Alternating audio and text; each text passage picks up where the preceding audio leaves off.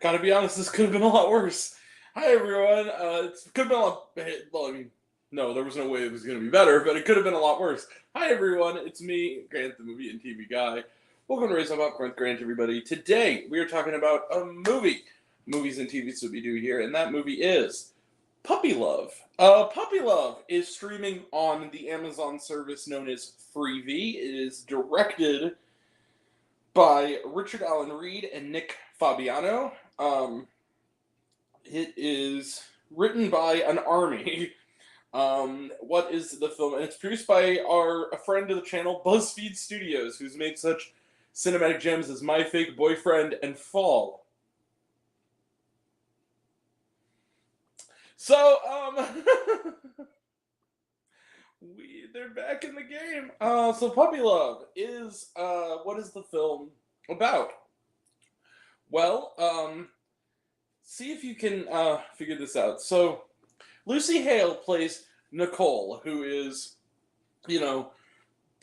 gorgeous and charming. Lucy Hale can't get a date, it seems, and is the only one who is still single in her much more, successful family. Of course she is, because we're in movie land where nothing makes sense and everything is backwards.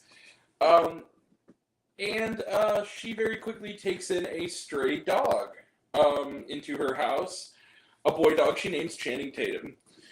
We also have Max Stevenson, who we also meet, played by Grant Gustin. Hey, other Grant, represent.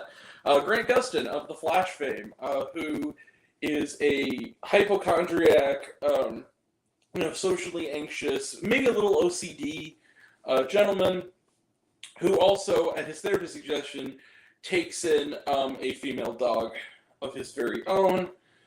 Meeting on Tinder one day, or something, a dating app. They meet at the park. It's a little bit strange and awkward, but maybe some sparks are flying, and then things take a turn when Nicole's dog starts having sex with Max's dog. And it goes badly. That they say, lose my number. And then all of a sudden, wouldn't you know it, despite believing him to be neutered, he had internalized testes that have impregnated the Max's dog. And so now, not knowing what to do and struggling to, do it on their own, they decide to move in together for the benefit of their dogs as the puppies arrive. And sparks begin to fly between the two of them. Will love conquer all? Okay, look. When I describe that premise, you're probably thinking, this is a romantic comedy for insane people. That's what I thought going into it as well. The first, 40 minutes of this movie is pretty dreadful. I'm not gonna sugarcoat it. This movie starts out very poorly. It went from a 5 to a 0 in the first 5 minutes. Let's be real, the first 2 minutes. And then, something kind of weird happened.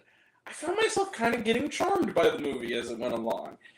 It wasn't necessarily making me laugh a lot. It wasn't necessarily becoming a great movie, but I did find myself kind of not hating myself watching it after a while. It kind of grew on me a little bit. I'm not going to lie. I kind of, sort of, almost liked it. Not quite fully, but I almost liked it. I'm kind of in the middle on it. I'll say this, I've seen a lot worse recently. Hello, Back on the Strip. I've also seen a lot better recently. Hello, Strays. This wasn't that bad. I'm going to be real about it. It wasn't spectacular. It wasn't great. It wasn't even that good. But it wasn't terrible. The dogs are cute. The couple is cute. I kind of sort of rooted for them after a while.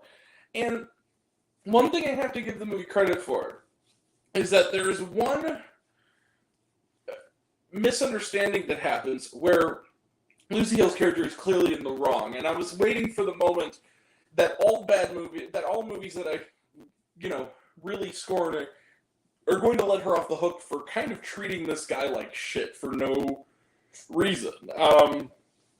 For stuff that she did, I mean, in this case, it's bringing a complete stranger in her house who starts messing with his stuff, basically. In his house, that she's, staying there, basically, as a guest. And I was like, oh, this movie, no, but she owns, and then she owns up to it, and they do it the right way. I thought that was very well handled. At first, I was a little bit worried about Gustin's performance because he's playing anxiety in the way that is done in a shorthand kind of offensive way, where there's a lot of like twitching and a lot of and like kind of stammering and like talking kind of quiet. And I was like, as someone who has social anxiety myself, that I was really nervous. I was like, come on, dude, you're a good actor. Don't fall into tics. But he doesn't. He's as he opens up, so does the character. I was surprised that I found myself kind of smiling by the end of this movie. Maybe it's because I just love dogs. Maybe it's because I like these two actors. But I found myself not hating this movie nearly as much as I thought I would. Is it a perfect movie? Absolutely not. Is it anything like spectacular? Is it even anything that good? Not really. But you know what? If you're having a long day and you just want to put something on, this is a free thing. This is free to people. It's on Freevee. You just want to put on a movie just to like watch. It's fine. It's totally harmless. I think we can close the movie there. I'm gonna give Puppy Love. I'm right in the middle on it. I'm not gonna give it a recommendation, but I'm not gonna give it a negative recommendation either. I'm gonna give it like a 2.5 stars. This is not that bad. This is perfectly fine. I found myself, it got better as it went along, surprisingly. Alright. But that's it. Puppy Love gets 2.5 out of 5 stars. It's because the book on it. Trailer Trash None, watch it on Amazon Freevee. Was there shawarma? Yes, there are bloopers during the end credits.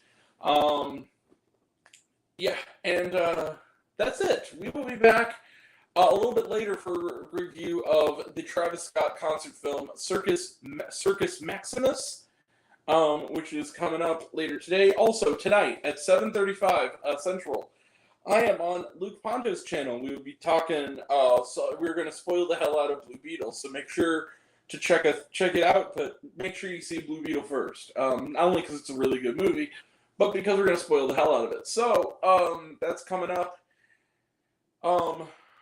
Monday, me and Austin and I think Sarah are going to do a retro review of Harry Potter and the Prisoner of Azkaban. Tuesday, we will have a review of Metalocalypse, Army of the Doomstar, the film version of the Adult Swim series. Also next weekend, we'll have a retro review of Jurassic Park, which is being re-released for its 30th anniversary, as well as Golda, starring Helen Mirren. The Hill, starring Dennis Quaid. Retribution, starring Liam Neeson.